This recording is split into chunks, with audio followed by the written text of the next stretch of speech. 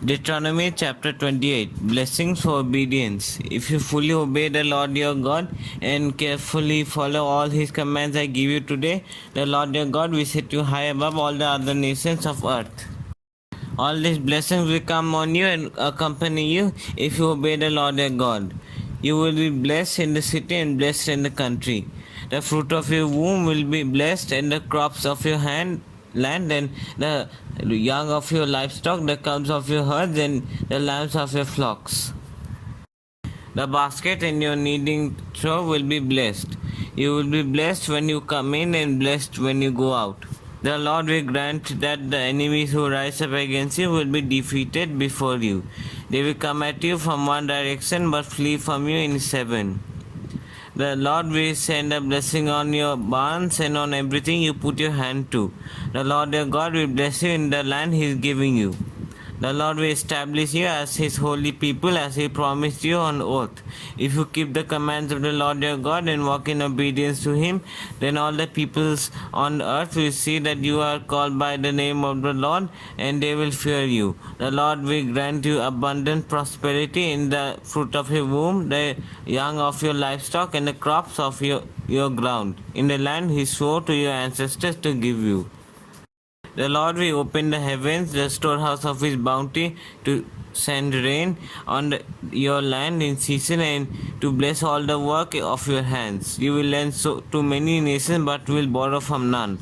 The Lord will make you the head, not the tail. If you pay attention to the commands of the Lord your God, then I give you this day and carefully follow them. You will always be at the top, never at the bottom. Do not turn aside from any of the commands I give you today, to the right or to the left, following other gods and serving them. Curses for disobedience. However, if you do not obey the Lord your God and do not carefully follow all his commands and decrees I am giving you today, all these curses will come on you and will overtake you. You will be cursed in the city and cursed in the country. Your basket and your kneading trough will be cursed. The fruit of your womb will be cursed, and the crops of your land, and the calves of your herds, and the lambs of your flocks. You will be cursed when you come in, and cursed when you go out. The Lord will send on you curses, confusion, and rebuke in everything you put your hand to, until you are destroyed and come to sudden ruin because of the evil you have done in forsaking him. The Lord will plague you from diseases until he has destroyed you from the land you are entering to possess. The Lord will strike you with wasting disease, with fever and inflammation, with scorching heat and drought, with blight and mildew, which will plague you until you perish. The sky over your head will be bronze, the ground beneath you iron. The Lord will turn the rain of your country into dust and powder. It will come down from the skies until you are destroyed. The Lord will cause you to be defeated before your enemies. You will come at him from one direction but flee from them in seven, and you will become a thing of horror to all the kingdoms on earth. Your carcasses will be food for all the birds and the wild animals, and there will be no one to frighten them away. The Lord will afflict you with the boils of Egypt, and with tumors, festering sores, and the itch from which you cannot be cured. The Lord will afflict you from madness, blindness, and confusion of the mind. At midday you will grope about like a blind person in the dark. You will be unsuccessful in everything you do. Day after day you will be oppressed and robbed with no one to rescue you. You will be placed to be married to a woman, but another will take her and ravish her. You will build a house, but you will not live in it. You will plant a vineyard, but you will not even begin to enjoy its fruit. Your ox will be slaughtered before your eyes, but you will eat none of it. Your donkey will be forcibly taken from you and will not be returned. Your sheep will be given to your enemies, and no one will rescue them. Your sons and daughters will be given to another nation, and you will wear out your eyes watching for them day after day, powerless to lift a hand. A people that you do not know will eat what your land and labor produce, and you will have nothing but cruel oppression all your days. The sights you will see will drive you mad. The Lord will afflict your knees and legs and with painful boils that cannot be cured, spreading from the soles of your feet to the top of your head. The Lord will drive you, and the king you set over you, and to a nation unknown to you or your ancestors. Then there you will worship other gods, gods of wood and stone. You will become a thing of horror, a byword, and an object of ridicule among all the peoples where the Lord will drive you. You will sow much seed in the field, but you will harvest little, because locusts will devour it. You will plant vineyards and cultivate them, but you will not drink the wine or gather the grapes, because worms will eat them. You will become olive trees throughout your country, but you will not use the oil, because the olives will drop off. You will have sons and daughters, but you will not keep them, because they will go into captivity. Swarms of locusts will take over all your trees and crops of your land. The foreigners who reside among you will rise above you higher and higher, but you will sink lower and lower. They will lend to you, but you will not lend to them. They will be the head, but you will be the tail. All these curses will come on you. They will pursue you and overtake you until you are destroyed, because you did not obey the Lord your God and observe the commands and decrees He gave you. There will be a sign and a wonder to you and your descendants forever, because you did not serve the Lord your God joyfully and gladly in the time of prosperity. Therefore, in hunger and thirst, in nakedness and dire poverty, you will serve the enemies the Lord sends against you. He will put an iron yoke on your neck until He has destroyed you. The Lord will bring a nation against you from far away, from the ends of the earth, like an eagle swooping down, a nation whose language you will not understand, a fierce-looking nation without respect for the old or pity for the young. They will devour the young of your livestock and the crops of your land until you are destroyed. They will leave you no grain, new wine, or olive oil, nor any calves of your herds or lambs of your flocks until you are ruined. They will lay siege to all the cities throughout your land until the high fortified walls in which you trust fall down. They will besiege all the cities throughout the land the Lord your God is giving you. Because of the suffering that your enemy will inflict on you during the siege, you will eat the fruit of the womb, the flesh of the sons and daughters the Lord your God has given you. If the most gentle and sensitive man among you will have no compassion on his own brother or the wife he loves on his or his surviving children, and he will not give to one of them any of the flesh of his children that he is eating. It will be all he has left, because of the suffering your enemy will inflict on you during the siege of all your cities. The most gentle and sensitive woman among you, so sensitive and gentle that she will not venture to touch the ground with the sole of her foot, will begrudge the husband she loves and her own son or daughter the afterbirth from her womb and the children she bears. For her in her dire need, she intends to eat them secretly, because of the suffering your enemy will inflict on you during the siege of your cities.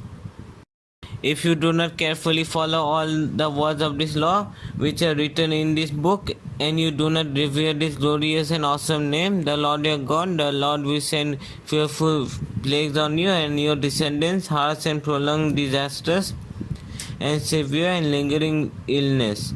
He will bring on you all the diseases of Egypt that you dreaded, and they will cling to you. The Lord will also bring on you every kind of sickness and disaster not recorded in the book of the law until you are destroyed. You who were as numerous as the stars in the sky will be left but few in number, because you did not obey the Lord your God. Just as it pleased the Lord to make you prosper and increase in number, so it will please Him to ruin and destroy you. You will be uprooted from the land you are entering to possess. Then the Lord will scatter you among all nations from one end of the earth to the other. There you will worship other gods, gods of wood and stone, which neither you nor your ancestors have known. Among those nations you will find no repose, no resting place for the sole of your foot. There the Lord will give you an anxious mind, eyes weary with longing, and a desperate heart. You will live in constant suspense, filled with dread both day and night, never sure of your life. In the morning you will say, if only it were evening, and evening, if only it was morning. because of the terror that will fill your hearts and the sights that your eyes will see. The Lord will send you back in ships to Egypt on a journey I said you would never make again. There you will offer yourself for sale to your enemies as male and female servants, but no one will buy you. Deuteronomy chapter 29, Renewal of the Covenant. These are the terms of the covenant the Lord commanded Moses to make with the Israelites in Moab, in addition with the covenant he had made with them at Horeb.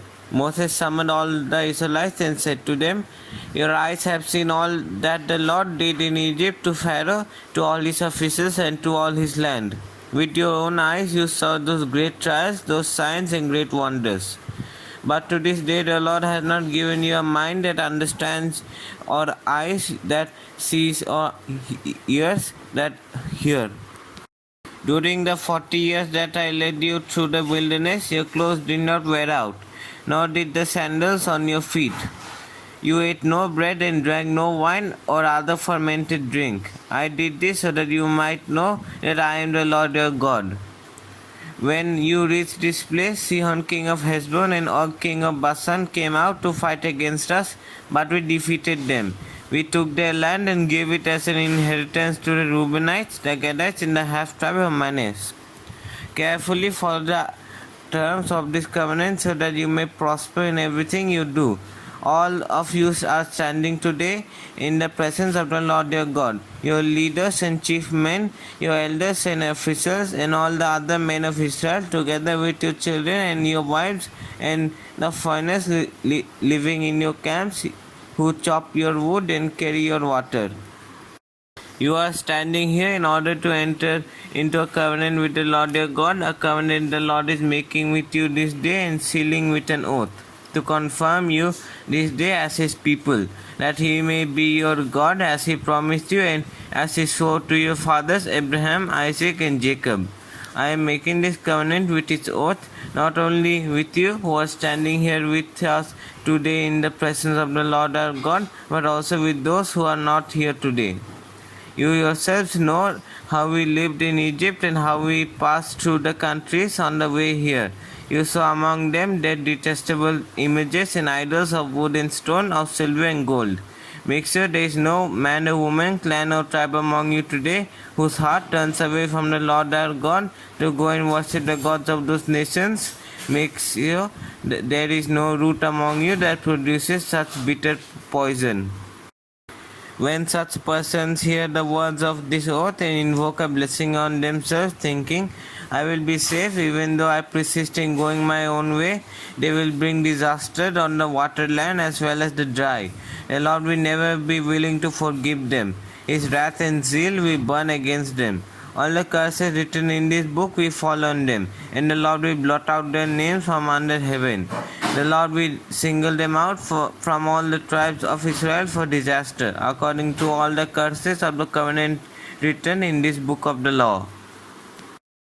Your children who follow you in later generations and foreigners who come from distant lands will see the calamities that have fallen on the land and the diseases with which the Lord has inflicted it. The whole land will be a burning waste of salt and sulfur, nothing planted, nothing sprouting, no vegetation growing on it.